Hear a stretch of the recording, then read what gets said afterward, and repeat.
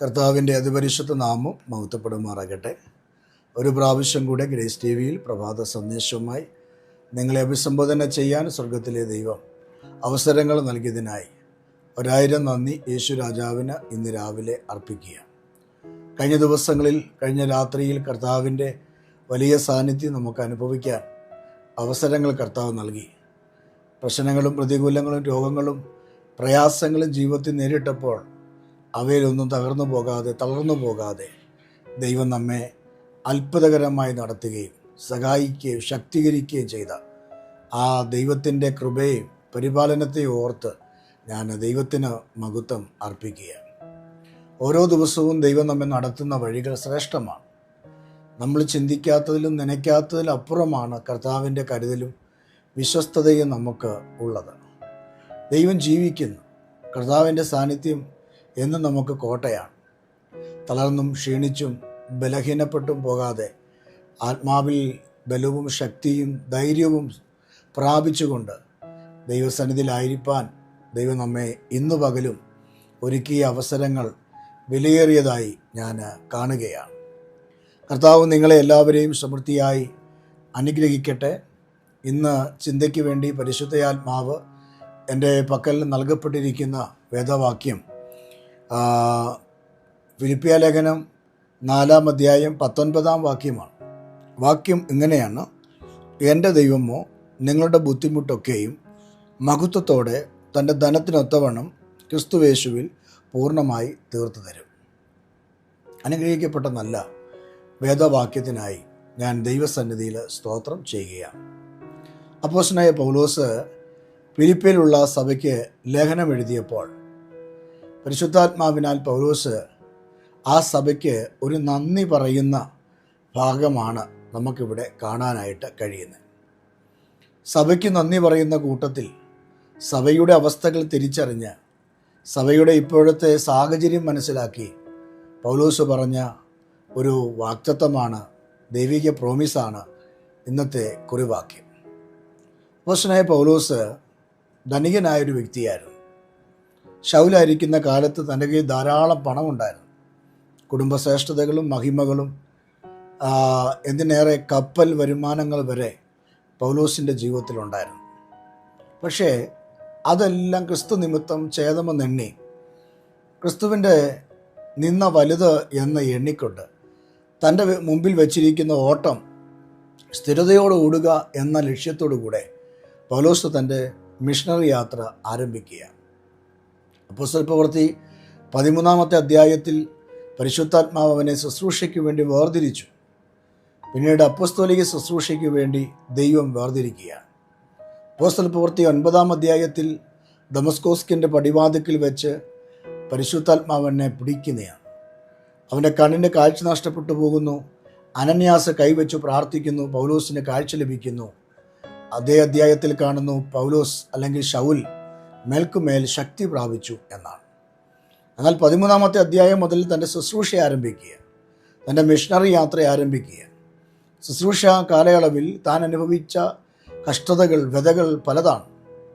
എടുത്തു പറയേണ്ടതും കരളലിയിക്കുന്നതുമായ ഒത്തിരി കാര്യങ്ങളിൽ കൂടെ അപ്പോസ്തലനായ പൗലോസ് കടന്നുപോയി. എന്നാൽ ആ സാഹചര്യത്തിൽ തനിക്ക് തൻ്റെ ആരംഭ കാലഘട്ടങ്ങളിൽ സാമ്പത്തികം വളരെ ഉണ്ടായിരുന്നെങ്കിൽ തന്നെയും ചരിത്രം പഠിക്കുമ്പോൾ, വേദപുസ്തകം പഠിക്കുമ്പോൾ കാണാൻ കഴിയുന്നു പൗലോസ് തൻ്റെ മിഷണറി യാത്ര ചെയ്തത് കൂടാരപ്പണി ചെയ്താണ്. അപ്പോൾ തന്നെ ചില പ്രിയപ്പെട്ട സഭകൾ, താൻ ആരംഭിച്ച സഭകൾ, താൻ നേടിയ വിശ്വാസികൾ തന്നെ സഹായിച്ചാണ് തൻ്റെ മിഷണറി യാത്ര മുമ്പോട്ട് കൊണ്ടുപോയിക്കൊണ്ടിരുന്നത്. ഇന്നും അങ്ങനെയാണല്ലോ ദൈവദാസന്മാരൊക്കെ ജീവിച്ചു വരുന്നത്.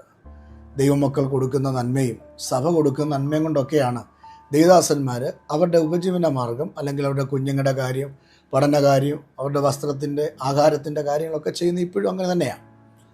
അതുപോലെ തന്നെ പൗലോസിൻ്റെ ജീവിതത്തിലും പൗലോസ് ശുശ്രൂഷാ മേഖലകളായിരിക്കുമ്പോൾ ഞെരുക്കങ്ങൾ പലതും അനുഭവിച്ചിട്ടുണ്ട്. പട്ടിണി കിടന്നിട്ടുണ്ട്. പ്രതികൂല സാഹചര്യങ്ങളിൽ കൂടെ പൗലോസ് കടന്നുപോയിട്ടുണ്ട്. എന്നാൽ ആ സാഹചര്യത്തിലൊക്കെ തന്നെ കൈക്ക് പിടിച്ച് നിലനിർത്തിയ ക്ഷീണിച്ചു പോകാതെ തന്നെ ചേർത്ത് വെച്ച ഒത്തിരി സഭകളെക്കുറിച്ച് വേദപുസ്തകത്തിൽ കാണാൻ കഴിയും. അതിലൊരു സഭയാണ് ഫിലിപ്പിയ സഭ എന്ന് പറയുന്നത്. ഫിലിപ്പിയ സഭ ഒത്തിരി ആസ്തിയുള്ള സഭയല്ല. ഫിലിപ്പിയ സഭയുടെ അവസ്ഥയെന്ന് പറഞ്ഞത് തൻ്റെ ഭൗതിക വിഷയത്തിൽ വളരെ ബുദ്ധിമുട്ട് അനുഭവിക്കുന്ന, ദാരിദ്ര്യവും കഷ്ടതയുമായി മുമ്പോട്ട് പോകുന്ന ഒരു കൊച്ചു സഭയാണ് ഫിലിപ്പിയ സഭ. ലുദി എന്ന് പറയുന്ന സഹോദരിയാൽ ആരംഭിക്കപ്പെട്ട സഭയാണ് ഫിലിപ്പിയ സഭ. പുഴവക്കത്ത് രക്താംബരം വിറ്റുകൊണ്ടിരിക്കുമ്പോൾ ദൈവദാസന്മാരുടെ മെസ്സേജ് കേട്ട് ആ മെസ്സേജിൽ നിമിത്തം മാനസാന്തരപ്പെട്ട് കുടുംബമായി സ്നാനപ്പെട്ട് ദൈവസഭ ആരംഭിച്ച് തൻ്റെ ഭവനം ഒരു ആലയമായി മാറ്റി അങ്ങനെ ഫിലിപ്പിയ സഭ ആരംഭിച്ചു എന്ന് നമുക്ക് അപ്പോസ്തല പ്രവൃത്തി കാണാനായിട്ട് കഴിയുന്നുണ്ട്. വലിയ സഭ ഒന്നുമല്ല, പക്ഷേ സാമ്പത്തികമായി ദാരിദ്ര്യം അനുഭവിക്കുന്ന, ഞെരുക്കം അനുഭവിക്കുന്ന ഒരു സഭയും കൂടെയാണ്. പക്ഷേ ദൈവദാസന്മാരെ നിലനിർത്തുന്ന വിഷയത്തിൽ അവർ മുൻപന്തിയിലായിരുന്നു. അവരുടെ ഭൗതിക വിഷയങ്ങൾ ഒത്തിരി മേത്തരമല്ലായിരുന്നെങ്കിൽ തന്നെയും ഞെരുക്കങ്ങളിൽ കൂടെയും പ്രയാസങ്ങളിൽ കൂടെയുമാണ് ഈ ഫിലിപ്പിയ സഭ കടന്നു പോയിരുന്നെങ്കിൽ തന്നെയും അപ്പോസ്തലന്മാരെ കൈത്താങ്ങുന്ന വിഷയത്തിൽ സഭ ഏറ്റവും മുൻപന്തിയിലായിരുന്നു. അങ്ങനെ പൗലോസിൻ്റെ മിഷണറി യാത്രയിൽ പൗലോസിനെ ശുശ്രൂഷിപ്പാൻ, സാമ്പത്തികമായ കാര്യങ്ങൾ ചെയ്യാൻ ദൈവം വിവിധ സമയങ്ങളിൽ ഈ സഭയെ ദൈവം ഉപയോഗിച്ചതായി കാണാൻ കഴിയും.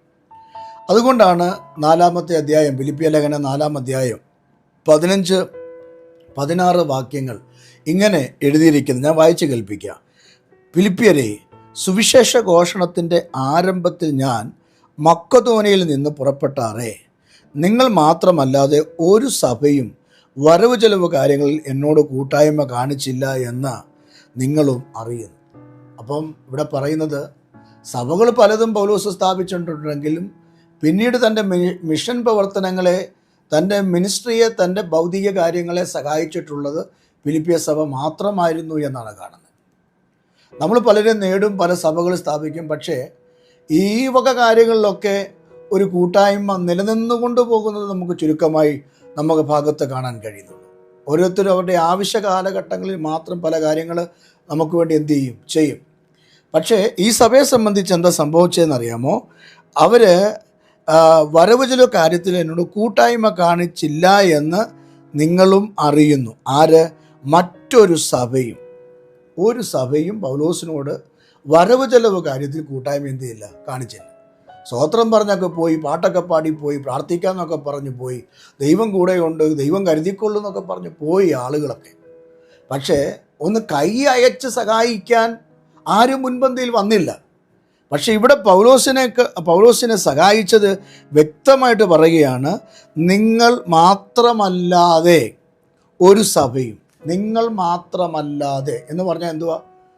എത്രയോ സഭകൾ ദൈവം സ്ഥാപിച്ചിട്ടുണ്ട്. ഈ പൗലോസിൽ കൂടെ ദൈവം ഇടപെട്ടിട്ടുണ്ട്. പക്ഷേ വരവ് ചെലവ് കാര്യത്തിൽ ഇവർ മാത്രമാണ് എന്ത് ചെയ്തത്? ആ കാര്യങ്ങൾ ചെയ്തത്. അതുമാത്രമല്ല, 16-ാമത്തെ വാക്യം കൂടെ നിങ്ങൾ നോക്കണം. തെസ്സലോനിക്കയിലും എൻ്റെ ബുദ്ധിമുട്ട് തീർപ്പാൻ നിങ്ങൾ 1-2 വട്ടം അയച്ചു തന്നുവല്ലോ. തെസ്സലോനിക്കയിൽ ശുശ്രൂഷ ചെയ്യുന്ന സമയത്തും പൗലോസിന് എന്തുണ്ടായിരുന്നു? ബുദ്ധിമുട്ടുണ്ടായിരുന്നു. പക്ഷേ ഈ സഭ, ഫിലിപ്പിയ സഭ എന്ത് ചെയ്തു? 1-2 വട്ടം നന്മകൾ എന്ത് ചെയ്തു? പൗലോസിന് അയച്ചു കൊടുത്തു. അപ്പോൾ എത്ര വിശാലമായ ഒരു മനസ്സാണ് പൗലോസിൻ്റെ ശുശ്രൂഷയിൽ നേടിയെടുത്ത സഭയ്ക്ക്, അതായത് ഫിലിപ്പിയ സഭയ്ക്ക്. തെസ്സലോനിക്കയിൽ ശുശ്രൂഷ ചെയ്യുന്ന സമയം ഫിലിപ്പിയ വിട്ട് ദൂരദേശമാണ്. അവിടെ വെച്ചും 1-2 പ്രാവശ്യം എന്ത് ചെയ്തു? അയച്ചു കൊടുത്തു. അപ്പോൾ തന്നെ വരവ് ചെലവ് കാര്യത്തിൽ ഈ സഭ വളരെ മുൻപന്തിയിൽ പൗലോസിൻ്റെ കൂടെ നിന്നു. ഈ വിഷയത്തിൽ പൗലോസ് സഭയ്ക്ക് നന്ദി പറയുകയാണ്. നന്ദി പറഞ്ഞ് മുമ്പോട്ട് വരുമ്പോഴാണ് അവരുടെ അവസ്ഥ അത്ര സമൃദ്ധിയായിരുന്നില്ല എന്ന് നമുക്ക് കാണാൻ കഴിയും. സമൃദ്ധിയല്ലാത്ത ഒരു സാഹചര്യം കൂടെയായിരുന്നു ഈ സഭ. കോടിക്കണക്കിന് ബാങ്കിൽ ഇട്ടിട്ട് അതിൽ നിന്ന് 10 രൂപ എടുത്ത് കൊടുത്ത സഭയല്ല. സമൃദ്ധി ഇല്ലായ്മയിൽ നിന്നും, അഭിവൃദ്ധി ഇല്ലായ്മയിൽ നിന്നും അവർ കഴിയുന്നത്ര നിലവാരത്തിൽ പൗലോസിനെ സ്നേഹിച്ചുകൊണ്ട് ആ സഭ പൗലോസിൻ്റെ മിഷനെ എന്ത് ചെയ്തു? ഹെൽപ്പ് ചെയ്തു. അതുകൊണ്ട് പൗലോസ് പറയുകയാണ്, ആ സഭയോട് പറയുന്ന പദമാണ് എൻ്റെ ദൈവമോ. അടുത്തത് കേൾക്കുക. എൻ്റെ ദൈവമോ. ആരാണ്? എൻ്റെ ദൈവമോ നിങ്ങളുടെ ബുദ്ധിമുട്ട് ഒക്കെയും. അപ്പോൾ അവർക്ക് എന്തോ ഉണ്ട്? ബുദ്ധിമുട്ട് ഉണ്ട്. അഭിവൃദ്ധി ഉണ്ടായിട്ടല്ല അവർ കൊടുത്തത്, എല്ലാം കൈ വെച്ചിട്ടല്ല, അതിൽ നിന്ന് പകുതി എടുത്ത് കൊടുത്തതല്ല, അതിനകത്തു നിന്ന് ഞെരുക്കമുണ്ടായിട്ടും അതിനകത്തുനിന്നും പിടിച്ചു വെച്ച് എന്ത് ചെയ്തു? പൗലോസിനെ ഓർത്തു എന്നുള്ളതാണ്. ചില ആളുകളെ കണ്ടിട്ടില്ലേ, ഒരു നിവൃത്തിയില്ല, പക്ഷേ കടം വാങ്ങിച്ചാണെങ്കിലും കർത്താവിൻ്റെ വേലയ്ക്ക് വേണ്ടി നിൽക്കുന്ന ആളുകളുണ്ട്.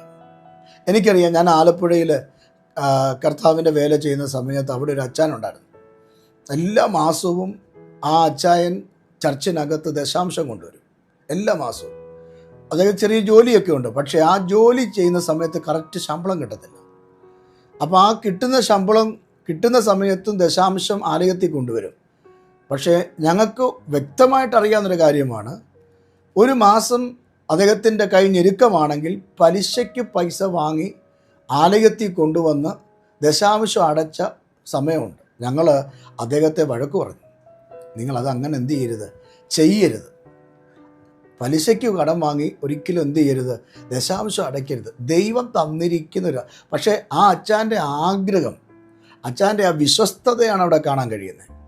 ഞാൻ പറഞ്ഞതുകൊണ്ട് പലിശയ്ക്ക് കടമെടുത്ത് നിങ്ങൾ എന്തെങ്കിലും ചെയ്യണമെന്നല്ല, ആ അച്ചാൻ്റെ വിശ്വസ്തതയാണ്. അപ്പോൾ ഇല്ലായ്മയിൽ നിന്ന്, അതാ ഞാൻ പറഞ്ഞു വന്നേ, ഇല്ലായ്മയിൽ നിന്നും ഞെരുക്കമുള്ളപ്പോഴും ബുദ്ധിമുട്ടുള്ളപ്പോഴും കഷ്ടതയുള്ളപ്പോഴും പൗലോസിനെ ഫിലിപ്പിയ സഭ എന്ത് ചെയ്തില്ല? മറന്നില്ല. മറക്കാത്ത ഒരു സഭ.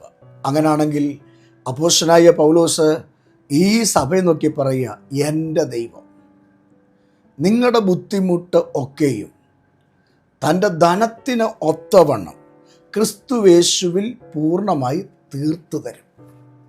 വിശ്വസിക്കാമോ?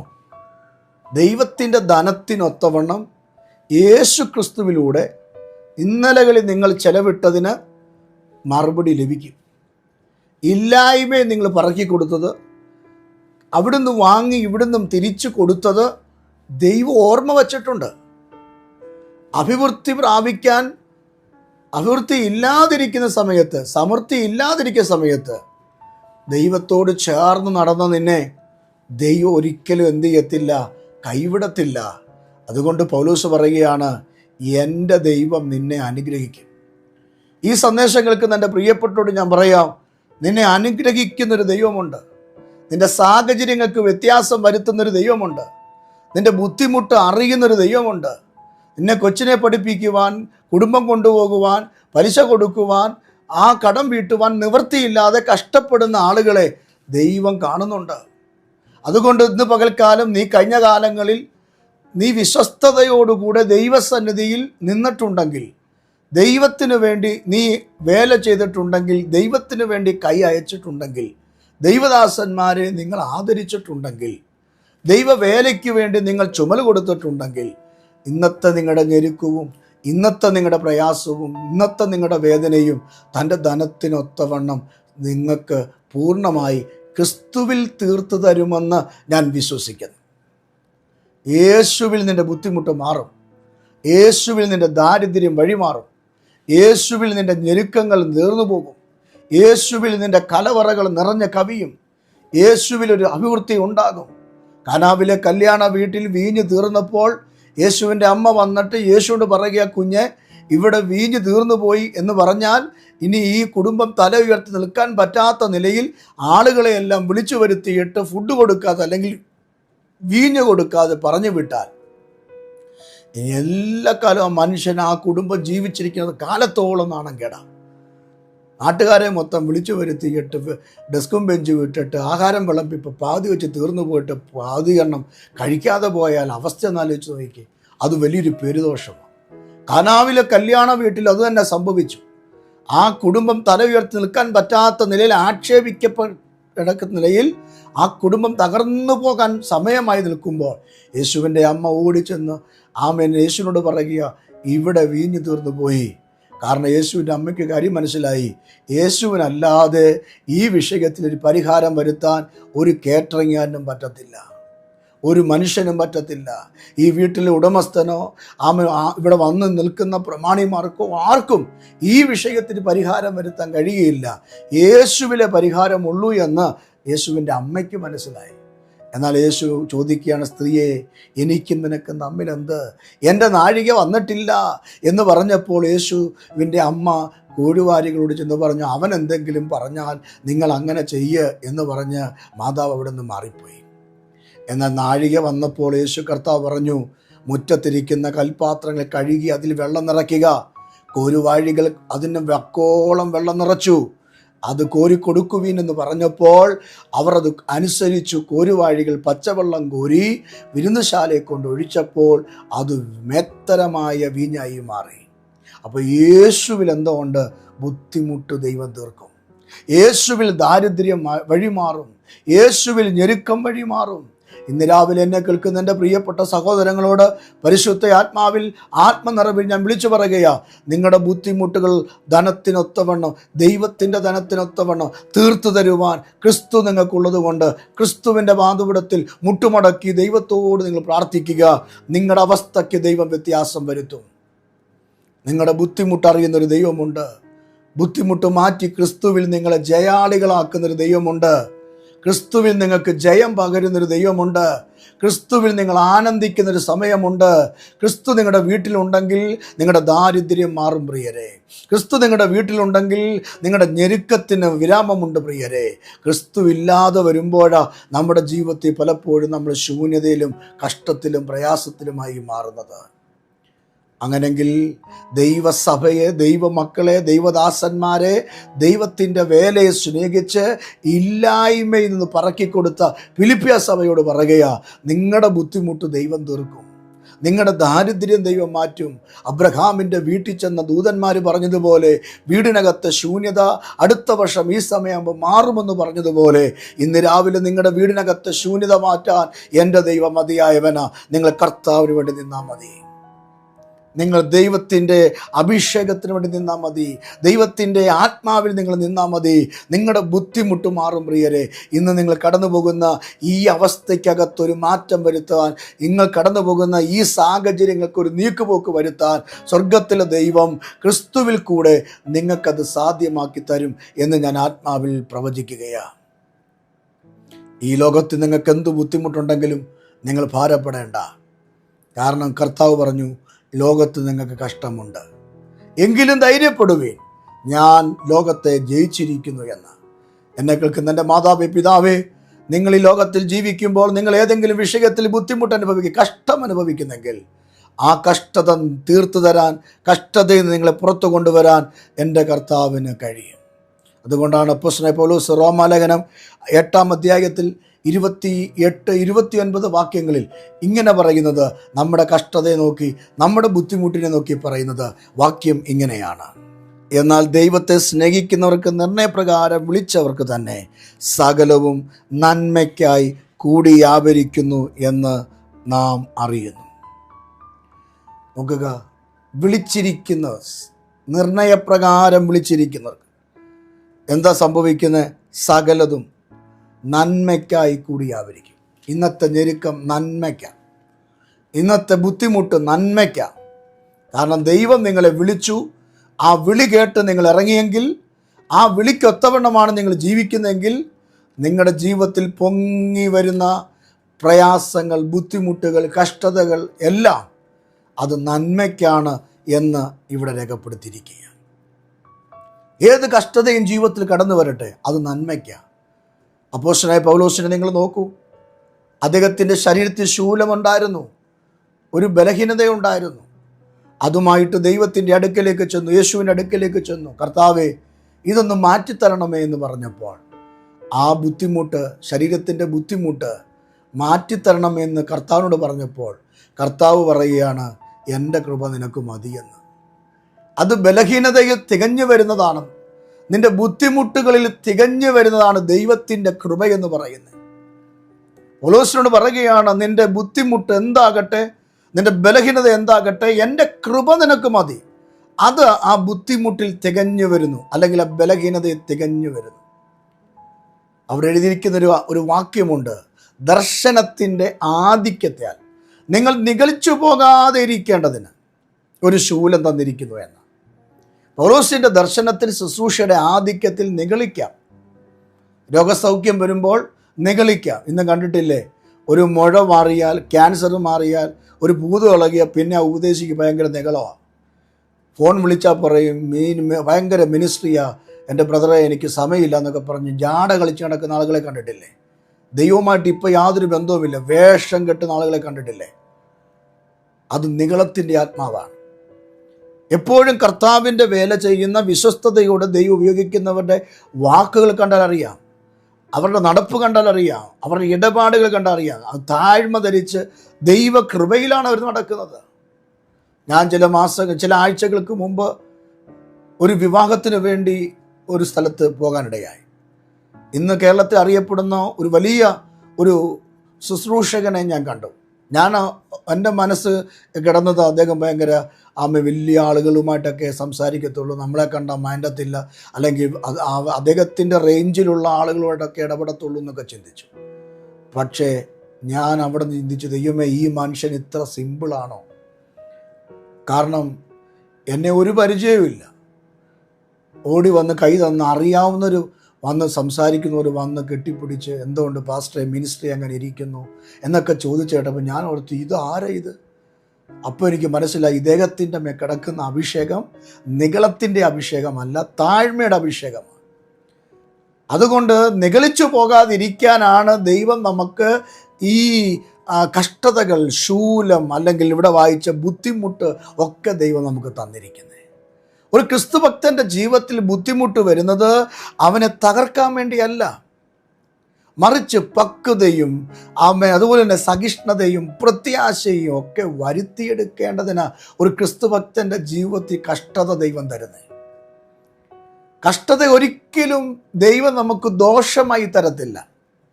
ദോഷങ്ങൾ കൂടാതെ പരീക്ഷിക്കുന്നവന് നമ്മുടെ ദൈവം. പരീക്ഷയിൽ കൂടെ നമ്മളെ കടത്തിവിടും. അബ്രഹാമിനെ കടത്തിവിട്ടു, ഇയ്യോബിനെ കടത്തിവിട്ടു, അപ്പോസ്തലന്മാരെ കടത്തിവിട്ടു.